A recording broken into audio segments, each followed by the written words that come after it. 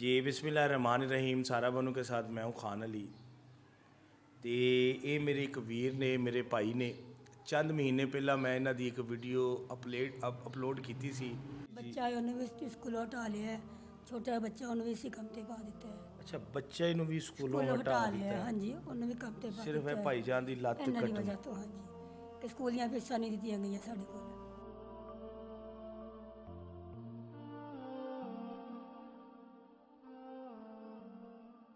ज़ाहिर महीने घर की फीसां, कफालत हाँ जी, करने वाला ये भाईजान ही हाँ सन। जी, यही ने ते इन्हां दे सिर ते घर चलदा सी ते अल्लाह दा शुक्र सी सोना चलदा सी। लेकिन हुण बहुत मुश्किल हो गई साडे वास्ते कि एक टाइम दी रोटी भी साडे कोल जेह्ड़ी ना ओह भी बड़ी मुश्किल खाधी जांदी। ज़ाहिर है जदों हाँ जी, एक शख्स कमान वाला ही वो ही मंजी ते पै जे। हाँ जी, तो इन्हां दी वजह नाल असीं बहुत पिछे चले गए हैं, बहुत ही पिछे चले गए हैं असीं कि एक टाइम खाने शाम का पता नहीं असीं खानी है कि नहीं खानी। तो ये मेरा वीर जेड़ा मेरा भाई है, एक लत्त तो भी है, देख लो यदी मेरे वीर दी, मेरे भाई दी लत्त कट्टी गई है। कन्न तो भी थोड़ा जा मेरा जेड़ा वीर है, मेरा भाई है, थोड़ा जा उच्चा सुनता है।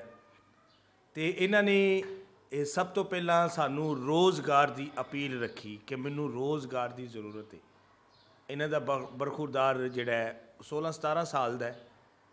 तो घर दे विच यही भाई मेरा जोड़ा सी कफालत करने वाला सी। अगों मामला तो इस तरह का बन गया कि इस मेरे वीर दे नाल कुछ इस तरह का हादसा होया कि लत्त भी कट्टी गई, कन्न तो भी थोड़ा जा मेरे वीर जेडे सन उच्चे सुनते हैं। तो इन्हों ने सानू रोज़गार कहा कि मैनू ये सब्ज़ी का कारोबार लगा के दिता जाए। अल्लाह के फजलो करम दे नाल अज इन्हां दे लत्त दे जेड़े ने वो भी पैसे आ गए और रोज़गार दे भी। अस्सलाम वालेकुम। वालेकुम सलाम। खुश हो? अल्लाह का शुक्र है। खुश हो? खुश है। उन्हां से दुआ करनी है जिन्हां ने तुहानू लगवा के दिता है। अल्लाह पाक उन्होंने होर दे। आमीन सुम्मा आमीन। उन्हां दे बच्चियां आसे, उन्हां दे जानो माल आसे ज़रूर दुआ करनी है। ते रोज़गार नू ज़ाया नहीं करना, इनू खराब नहीं करना। ठीक है, अपने बच्चे दे नाल, अपने बच्चे दे नाल इनू चलाना है। ठीक है। चलाओगे? हाँ जी, अल्लाह दे को।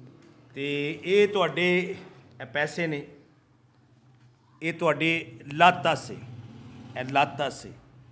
खुश हो? खुश है जी। दुआवां च याद रखोगे? दुआ मांगी। मैनू मैनू तुसी खुश नहीं लग रहे। नहीं खुश है गया कि जंदे। खुश खुश क्यों नहीं होना कि जंदे। किड्डा सोहना रोज़गार मिल गया, हाँ जी। लत्त दे पैसे भी मिल गए। बहुत शुक्रिया।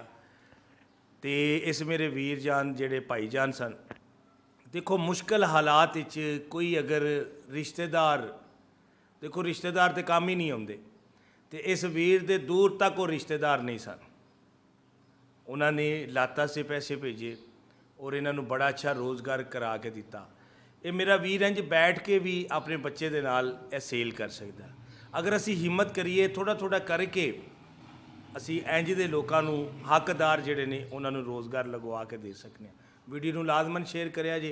पाकिस्तान जिंदाबाद।